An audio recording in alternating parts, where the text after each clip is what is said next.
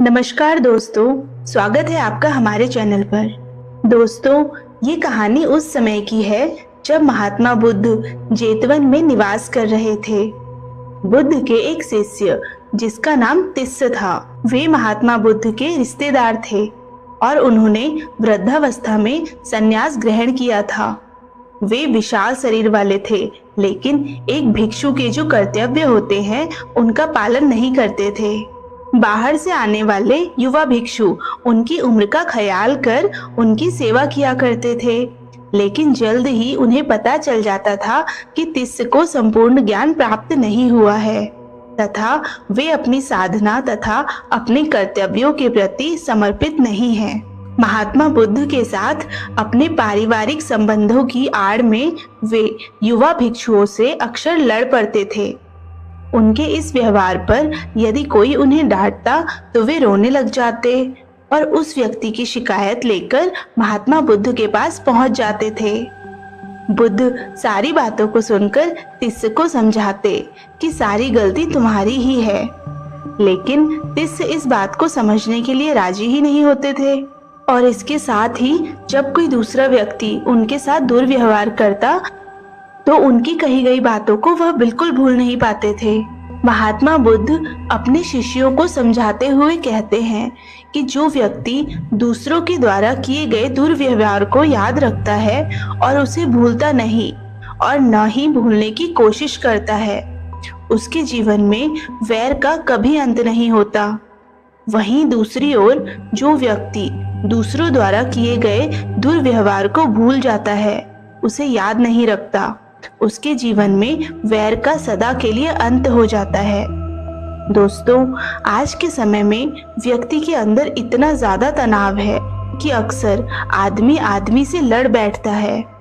एक बार यदि किसी से लड़ाई झगड़ा हो जाए या फिर एक बार भी किसी ने हमारा कुछ बुरा कर दिया हो तो लोग अक्सर उस लड़ाई और बुराई को याद रखते हैं।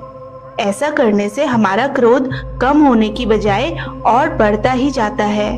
वहीं कुछ लोग ऐसे भी होते हैं जो लड़ाई या बुराई को याद नहीं रखते और क्षमा कर देते हैं तथा भूल जाते हैं। तो दोस्तों, उनके जीवन में क्रोध का अंत हो जाता है और वे शांतिमय जीवन बिताने लगते हैं। बुद्ध ने हमेशा अपने शिष्यों और उपासकों को सीख दी है कि हमें प्रत्येक परिस्थिति में धैर्य रखना चाहिए। चाहे कोई हमें कितना भी उकसाने की कोशिश करे, परंतु हमें किसी के प्रति प्रतिक्रिया नहीं दिखानी चाहिए। महात्मा बुद्ध हमेशा उन व्यक्तियों की प्रशंसा करते हैं जो किसी के उकसाने पर जवाब देने में सक्षम होने के बावजूद भी कोई प्रतिक्रिया नहीं देते हैं, क्योंकि किसी को क्षमा कर देना कमजोरी का लक्षण नहीं होता, बल्कि यह हमारे अंदर विद्यमान आंतरिक शक्ति को दर्शाता है। दोस्तों, महात्मा बुद्ध की दूसरी कहानी भी जेतवन बिहार से संबंधित है, तो चलिए शुरू करते हैं आज की कहानी। एक बार कौसाम्बी में दो पक्षों में विनय के किसी नियम को लेकर वाद विवाद चल रहा था।